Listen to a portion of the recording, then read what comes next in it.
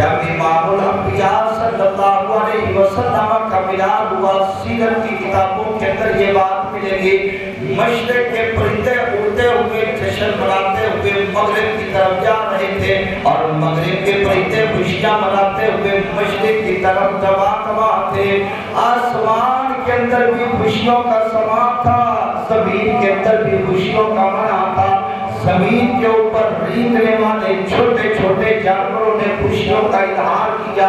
چیونٹیوں نے خوشیوں کا اظہار کیا۔ حشرات الارض وہ ایک دوسرے کو مبارکبادیاں پیش کر رہے تھے، ارے جنگل کے درندے ایک دوسرے کو مبارکبادیاں پیش کر رہے تھے، حتیٰ کہ کائنات کے اندر یوں لگتا تھا کہ جیسے آج کائنات کی سب سے بڑی عید اللہ رب العالمین نے ان کو عطا کر دی ہو۔ جب ایک دوسرے سے سوال کیا جاتا اس واسطے خوش ہو، تمہیں ملا کیا ہے، کیا کس وجہ سے خوشیاں منا رہے ہو، تو آج کوئی یہی کہتا تھا کہ آج دنیا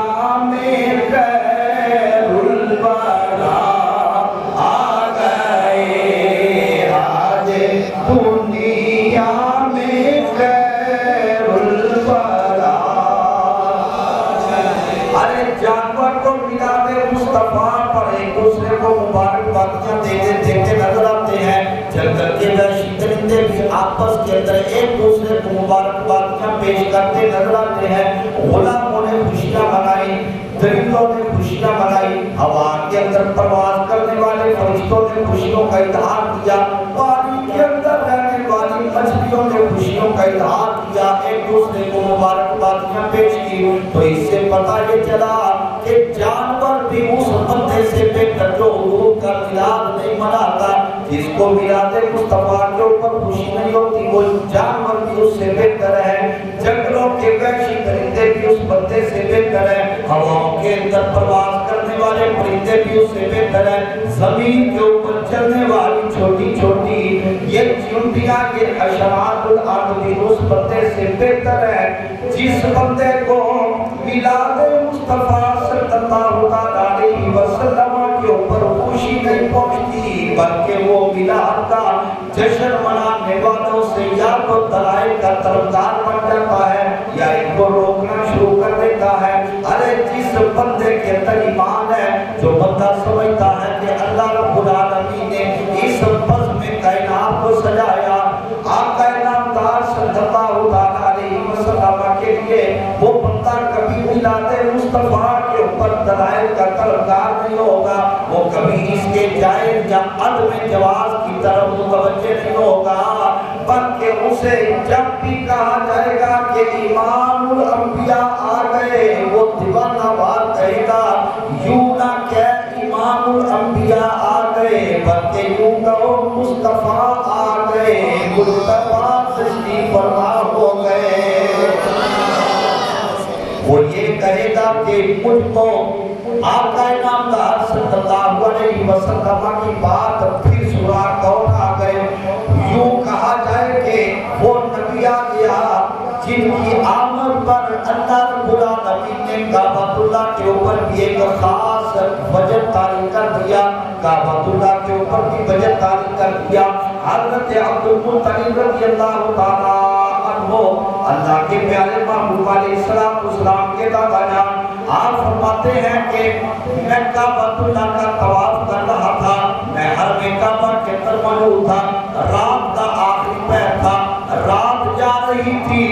دن آ رہا تھا، اچانک میں نے دیکھا کہ کائنات کے اندر اجالا ہو گیا، کائنات نور علی نور ہو گئی، اور میں نے دیکھا کہ کعبۃ اللہ حرکت کرنے لگ گیا۔ کعبۃ اللہ جس طرح زلزلہ آتا ہے ہر چیز حرکت کرتی نظر آتی ہے، کعبۃ اللہ نے وجد کرنا شروع کر دیا، کعبۃ اللہ نے حرکت کرنا شروع کر دی، اور اس کے بعد میں نے دیکھا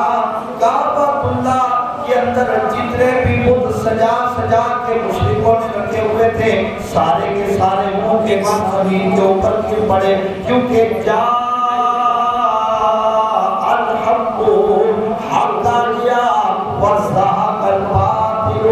باطل مٹ گیا، باطل نیز تو نابود ہو گیا۔ کعبۃ اللہ کے اندر رکھے ہوئے بت زمین کے اوپر گر گئے، اور کعبۃ اللہ اچانک میرے اپنے مرحوم بیٹے حضرت عبداللہ کے گھر کی طرف سجدہ ریز ہو گیا، میں اور زیادہ حیران ہو گیا جب سے اللہ تعالیٰ نے پیدا فرمایا کبھی میں نے کعبۃ اللہ کو آج تک سجدہ کرتے ہوئے نہیں دیکھا، نہ کبھی کسی سے سنا کہ کعبۃ اللہ نے سجدہ کیا ہو، کسی نے اس کو کرتے دیکھا ہو۔ آخر یہ ماجرا کیا ہے؟ میں وہاں سے جب اپنے گھر کے اندر لوٹا، فرمایا جب میں گھر گیا میری بہو حضرت آمنہ رضی اللہ تعالیٰ عنہا نے مجھ کو مبارکباد دی، مجھے کہا ابا جان آپ کو مبارک ہو۔ میں نے کہا بیٹی کس چیز کی مبارک؟ فرمایا مبارک اس بات کی کہ اللہ رب العالمین نے مجھ کو چاند سے بھی حسین و جمیل بیٹا عطا فرما دیا ہے۔ اور حضرت عبداللہ حضرت عبدالمطلب فرماتے ہیں میں نے پوچھا بیٹی کہ اتنا حسین و جمیل کب دنیا میں چمکا ہوا؟ تو حضرت آمنہ نے مجھ کو خبر دی کہ اتنی گھڑیاں پہلے، تو میں نے حساب لگایا کہ جتنی گھڑیاں پہلے حضرت آمنہ مجھے خبر دے رہی ہے کہ یہ میرا نام دنیا کے اندر جلوہ کار ہوا، یہ تو ہے وہی وقت بڑھتا ہے کہ جب کعبۃ اللہ حرکت کرنے لگ گیا تھا، زمین کے اوپر سجدے کرنے لگ گیا تھا، بت زمین کے اوپر گر گئے تھے اور کائنات کا ذرہ ذرہ نور سے جگمگانے لگ گیا تھا۔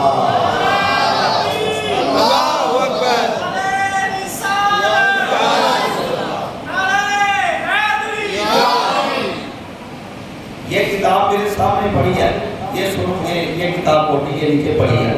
اس کتاب کے اندر روایت موجود ہے کہ میلاد مصطفیٰ پہ کعبے نے جو خوشی کا اظہار کر کے وجد کیا وہ کتنی دیر کیا؟ 1 منٹ نہیں، 2 منٹ نہیں، 1 گھنٹہ نہیں، 12 گھنٹے نہیں، 1 دن نہیں، 1 رات نہیں، 2 دن نہیں، 3 دن، پورے کے پورے کعبۃ اللہ امام الانبیاء کی ولادت کے اندر اسی طرح خوشی کا اظہار کرتا رہا۔ تو پھر ہم کیوں نہ کہا کریں اللہ کے محبوب علیہ السلام کی ولادت با سعادت کا ذکر کرتے ہوئے کہ سر ادب سے رسولوں کے بھی جھک گئے۔ جب حضور جلوہ گر ہوئے تو صرف یہی نہیں کہ انسانوں کو خوشی ہوئی، جانوروں کو خوشی ہوئی، بلکہ اللہ تعالیٰ کے نبیوں کو، رسولوں کو جب ان کی قبروں کے اندر، جب ان کے مزارات کے اندر اس بات کا علم ہوا، اس بات کی اطلاع دی گئی کہ جس نبی کی خاطر تم کو دنیا میں پیدا کیا گیا تھا آج وہ نبی دنیا میں جلوہ گر ہو گیا۔ ہر نبی نے اپنے مزار کے اندر حضور کے ادب و احترام کے لیے اپنے سر کو جھکا دیا۔ سر ادب سے رسولوں کے بھی جھک گئے، سر ادب سے رسولوں کے بھی جھک گئے، سر ادب سے رسولوں کے بھی جھک گئے، جس گھڑی سید الانبیاء آ گئے، آ گئے، آ گئے مصطفیٰ، آ گئے، آ گئے،